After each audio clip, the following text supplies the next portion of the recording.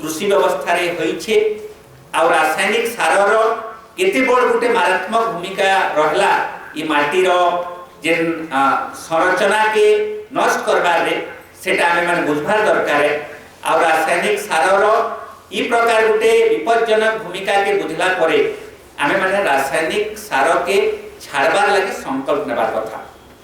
अपन माने निजर मुहे कहि करी संकल्प नो इटा मी नाय कहे निजे निजर भितरे चिंता करू आ रासायनिक सार नु केनता मुक्त हेमा से विषय चिंता करू संकल्प नो आ रासायनिक सार व्यवहार नाय करले भी चाष संभव है तार विकल्प पंथा अच्छे सेटा मुई आपण मान को इस शिविर रे आगे बुझाबी। साथियों, तीसरी है बवंडर तूफान। अगर आप कहते हैं कि बंगाल की खाड़ी में तूफान आते हैं और नुकसान करते हैं तो ईश्वर ऐसा क्यों करता है? ईश्वर कोई बुरी बात नहीं करता, उसके पीछे कार्य कारण भाव होता है। ईश्वर हर किसी के हित की बात करता है, नुकसान की बात नहीं करता है। पहले मैं आपको बताना चाहूंगा, अगर बंगाल की खाड़ी में बवंडर पैदा नहीं होते, तूफान पैदा नहीं होते, तो शायद तेलंगाना में बारिश नहीं होती, विदर्भ में बारिश नहीं होती, बिहार में बारिश नहीं होती, राजस्थान में बारिश नहीं होती, महाराष्ट्र में बारिश नहीं होती, उत्तर प्रदेश में बारिश नहीं होती, मध्य प्रदेश में, छत्तीसगढ़ में बारिश नहीं होती। शायद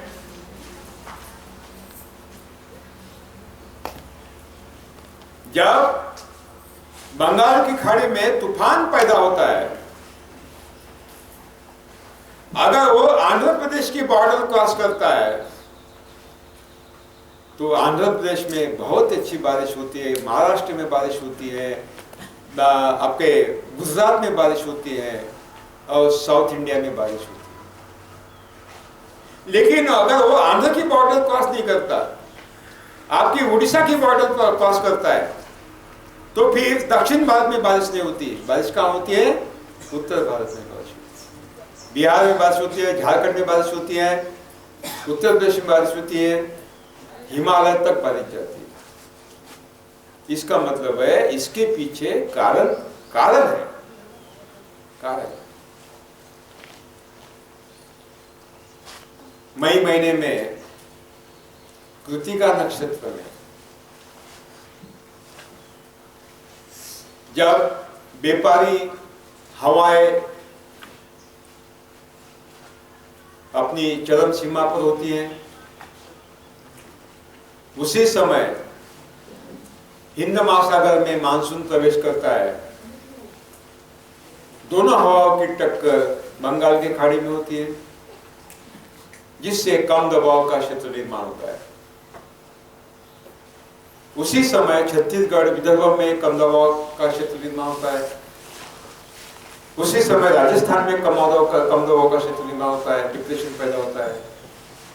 और इन तीन कम दबाव के क्षेत्र के माध्यम से पूरे भारत में हर गांव में एक कम दबाव के छोटे बड़े क्षेत्र निर्माण होते हैं। दोपहर को 3 बजे तक कड़ी धूप रहती है 15 मई के बाद, और अचानक दोपहर 3 बजे के बाद आपको मालूम पड़ता है कि मेघ आ रहे हैं, बादल आ रहे हैं, हवा छूट रही है और घने बादल आए हैं, बादलों की टक्कर हो रही है, और उसी समय तूफान आ रहा है ना? क्या हो रहा है? तूफान आ रहा है। ये धूल, बैल, गाय, भैंस सुबह जंगल में जाते हैं चरने के लिए, वापिस शाम को आते हैं, जाते आते मिट्टी के कण सूक्ष्म कणों में बदलते हैं। ये मिट्टी के कण क्या है? फॉस्फेट है, पोटैश है, ये सब खाद्य तत्व ही है मिट्टी के कण में। और जब बवंडर आता है पूरे हिंदुस्तान में दोपहर को 3 बजे के बाद मई महीने में, तो बवंडर से धूल के कण हवा में उछाले जाते हैं ना। आज बिजली चमकती है, बादल गरजते हैं, बिजली चमकती है, जैसे बिजली चमकती है बारिश शुरू होती है और हवा का जो नाइट्रोजन है 78.6% नाइट्रोजन उस बूंदों में घुल जाता है।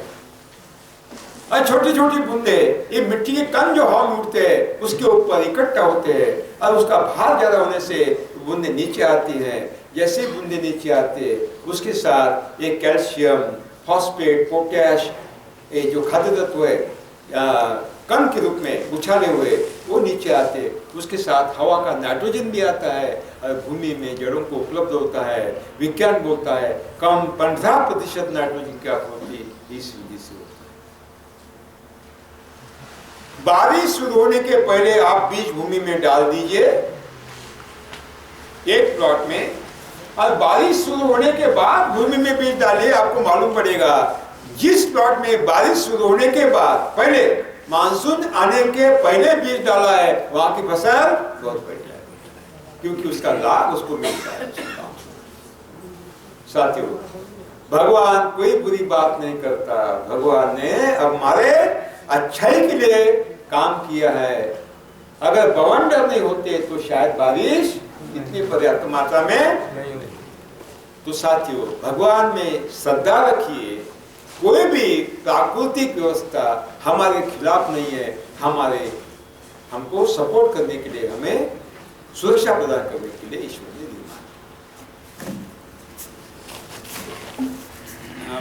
ई प्रसंग बुझावर दरकार कि नहीं बुझ ये लोकसभा में बैठे हाँ करते हैं कुछ लोगों को नहीं समझता है, मुझे मालूम है। ठीक है, इनको हम पार्लियामेंट में भेज देंगे। तो साथियों, चौथा है देशी केंचुओं की गतिविधियां। इसके पहले थोड़ा उसके बारे में भी थोड़ा और विस्तार करूंगा जो आवश्यक है। ये तूफान जो होते हैं ना, ये टेस्ट मैच होती है। कौन सा पौधा बलवान है उसको जांचने के लिए, क्योंकि कुदरत का कानून है सबलों को जीने का अधिकार है, दुर्बलों को जीने का अधिकार नहीं। क्यों नहीं? क्योंकि अगली नस्ल क्या बनेगी? सबल। अगर बलवान है तो उसकी नस्ल, अगली नस्ल क्या बनेगी? पीढ़ी बलवान बनेगी। दुर्बल है तो और दुर्बल होगी और दुर्बल होगी, शायद वंश विच्छेद हो, वंश नाश हो। इसलिए ईश्वर चाहता है कि बलवान को जीने का अधिकार है, दुर्बलों को जीने का अधिकार। ये काम तूफान करता है, इसकी जांचने का काम क्या करता है? जो तूफान आता है तो दुर्बल वृक्ष नीचे गिरते हैं, बलवान वृक्ष नीचे नहीं। कि ईश्वर चाहता है बलवानी जिए, दुर्बल नहीं। अगली पीढ़ी बलवान बने। साथियों, इसका मतलब है कि ये बवंडर है, उसका उपयोग हम कैसे करें, इसका भी हमें विस्तार करना होगा आगे, कि तूफान का उपयोग, सदुपयोग कैसे करें, जितनी भी प्राकृतिक व्यवस्था है उसका सदुपयोग कैसे करें, हमें देखना होगा। और चौथी है देशी केंचुओं की गतिविधियां। इसके पहले कि देशी केंचुओं की गतिविधियों के बारे में बताया, हमारे पेट में चूहे की गतिविधियां चालू हुई है ना। चूहे दौड़ रहे ना, तो उनको शांत करने के पहले पेट पूजा होगी, बाद में केंचुआ पूजा होगा। टाइम के तेला हाँ ठीक 2 बजे ये अधिवेशन समाप्त करना बोली करी पालेकर जी कही थी। मोर पाखे घड़ी नहीं थी, से घड़ी देखी जानी पकाले